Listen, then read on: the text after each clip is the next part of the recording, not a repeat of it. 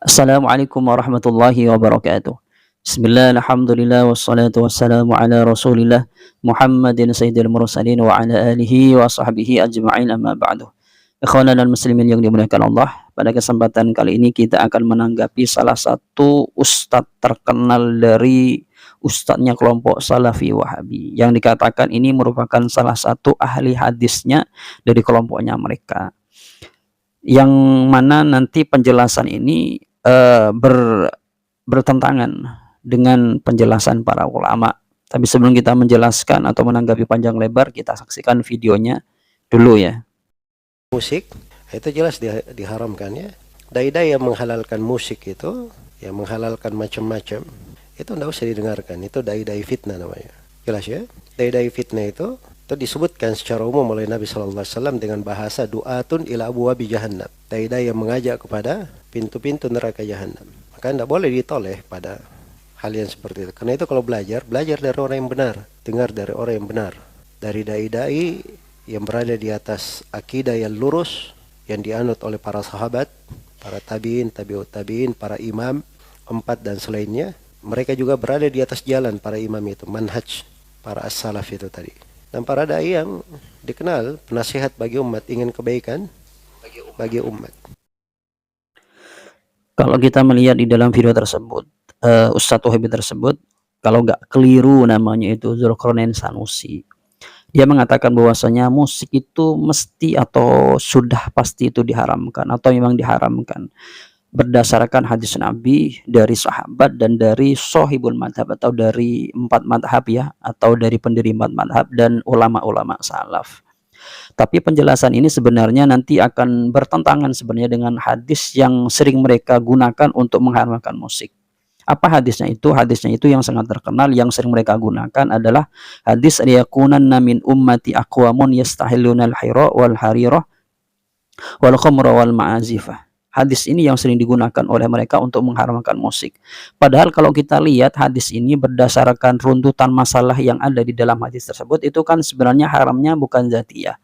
Contoh hiro ini adalah kalau kita terjemahkan bahasa sekarang itu wudu atau farji ya, begitu bahasanya itu.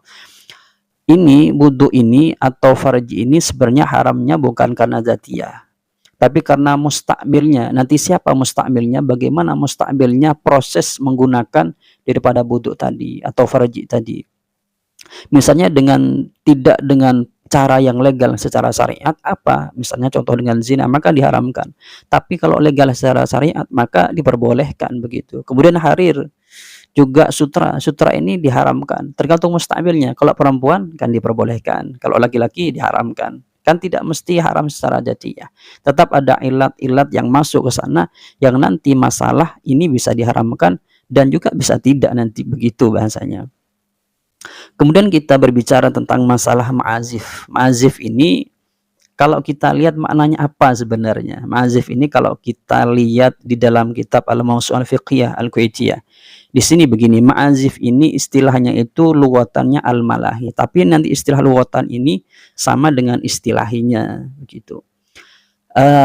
Ma'azif itu malahi. Malahi itu kalau kita terjemahkan bisa kayak apa ya, alat musik atau bisa hiburan, begitu bahasanya.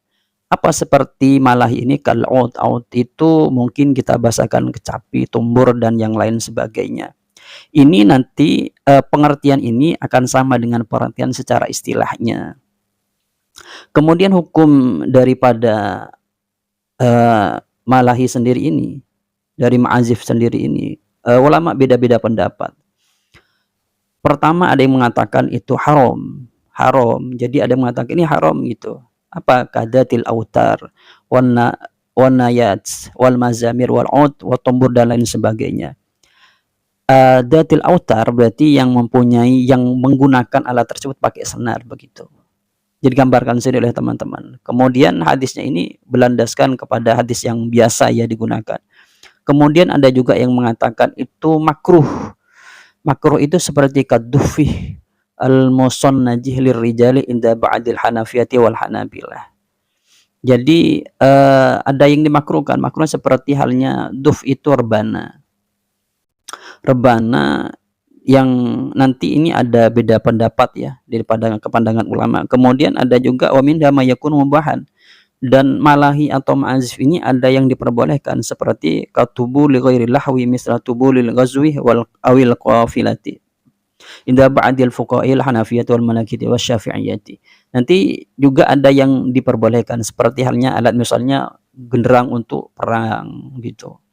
Kemudian juga ada yang wa minha ma yakunu isti'maluhu manduban aw mustahabban ka darfid duffi fi nikahi li alanihi. Juga ada yang di penggunaan musik itu dianjurkan atau disunnahkan bahasanya seperti itu, seperti menabuh rebana itu di acara nikah untuk menjelaskan, memberitahu pada orang-orang ada acara nikahan begitu. Jadi dari masalah ini sebenarnya musik itu tidak haram pada dzatiyahnya. Kemudian ada begini, memang kalau kita memang kalau kita lihat ulama itu di dalam mengharamkan musik itu berbeda pandangan. Ada yang mengatakan itu haram secara dzatiyahnya, ada haram li'illatin. Kalau haram li'illatin nanti kan bahas ilatnya gitu. Maka diterangkan di dalam kitab Mawsu'ah ini, nassa ba'dul fuqaha'i ala anna ma haruma minal ma'azifi wa alatil lahwi lam yahrum li'ainihi wa innama li'illatil ukhra. Jadi memang ada sebagian fuqaha itu mengharamkan kepada alat musik itu atau ma'azif itu tidak berdasarkan zatiyahnya atau ainnya. Jadi alat musiknya itu tidak haram pada alatnya, tapi li'illatin, tapi pada nanti tergantung dampaknya begitu bahasanya, atau tergantung aritnya atau bahasanya itu faktor eksternalnya begitu bahasanya. Kemudian di sini mengutip pendapatnya Ibnu Abidin, faqala Ibnu Abidin alatul lahwi laisat muharramatan li ainiha bal li qasdil lahwi minha imma min sami'iha aw minal mustaghili biha ala taro anna darbatil kal alati halla taratan wa haruma ukhra bi ikhtilafin niyati wal umur bi maqasidiha. Jadi kalau menurut Ibnu Abidin itu, Syekh Ibnu Abidin atau Imam Ibnu Abidin itu bahwasanya alat musik itu tidak haram berdasarkan zatiyahnya, tapi berdasarkan qasdunya. Jadi kalau misalnya seseorang memukul rebana itu tujuannya untuk menghilangkan atau agar orang tidak sholat, maka haram itu karena qasdunya, niatnya sudah tidak baik, melalaikan orang untuk mengingat atau beribadah kepada Allah Subhanahu wa taala. Nanti misalnya niatnya ini tergantung pada pelakunya. Misalnya seseorang nanggap misalnya atau ngundang orang yang rebana, tujuannya misalnya agar orang-orang laki dan perempuan kumpul campur, itu nggak boleh. Kenapa? Karena qasdunya sudah melanggar pada syariat. Jadi dufunya atau alat musiknya sebagai pelantara nanti juga diharamkan juga, karena al-umuru bimaqasidiha atau al-wasail hukmu maqasidiha begitu. Kemudian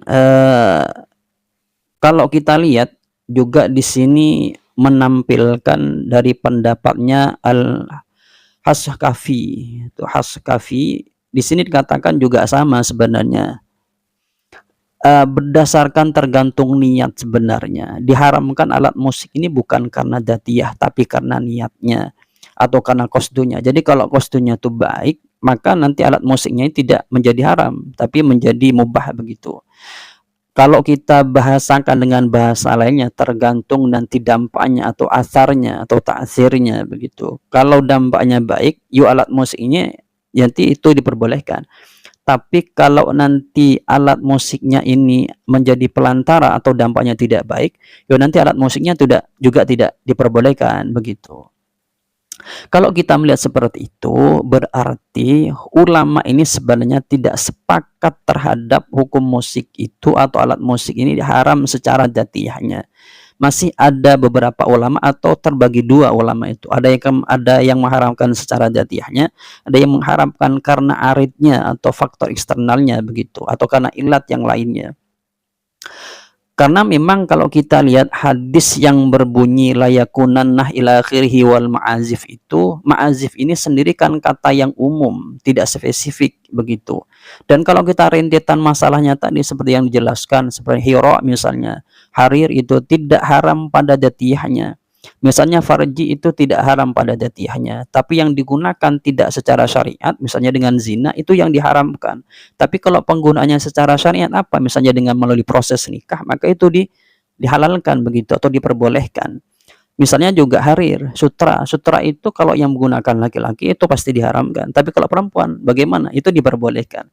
Jadi rentetan masalah dari misalnya sutra dan yang lainnya sampai ma'azif itu, sampai alat musik ini, itu tidak sebenarnya haram bukan datiyahnya, tapi karena li'aridin atau karena faktor eksternalnya begitu. Atau li'illatin bahasanya seperti itu. Kalau kita bahas secara mendalam seperti itu, maka kita nanti akan sepakat, oh ternyata alat musik itu yang benar itu, atau memang kita cenderungnya kepada pembahasan haramnya itu berdasarkan bukan datiahnya, tapi berdasarkan satu ilat atau faktor begitu bahasanya. Kalau kita misalnya korelasikan terhadap kejadian pada era sekarang, maka kita lihat memang kalau kita lihat misalnya di khususnya ya misalnya pakai dangdutan atau apa, kalau campur laki-laki dan perempuan itu ya alat musik yang digunakan itu adalah haram begitu. Jelas itu diharamkan. Apalagi liriknya itu membangkitkan syahwat, itu jelas diharamkan begitu. Tapi misalnya kita lihat masalah yang lain, misalnya untuk salawatan. Ini salawatan sekarang itu macam-macam ya. Misalnya salawatan yang kumpul laki perempuan, tidak kumpul laki dan perempuan. Misalnya laki-laki saja atau perempuan saja.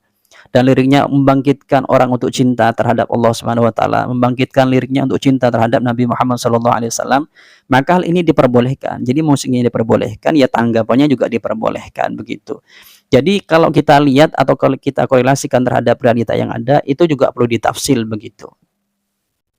Jadi kalau kita simpulkan ya pernyataan Dzulqarnain itu sebenarnya pernyataan seseorang, kalau kita lihat secara ilmiah, orang yang kurang mendalam di dalam menguasai satu bidang ilmu, sehingga nanti ketika menjelaskan pada jamaahnya bukan ilmunya jamaahnya bertambah, tapi tambah nggak paham atau bahasanya tambah bodoh begitu, karena tidak tahu mazhab ini begini, yang ini yang lainnya misalnya begini, malah satu saja, jadi fanatisme nanti bahasanya seperti itu. Ya mungkin itu yang dapat kami sampaikan dari kami, kurang lebihnya assalamualaikum warahmatullahi wabarakatuh.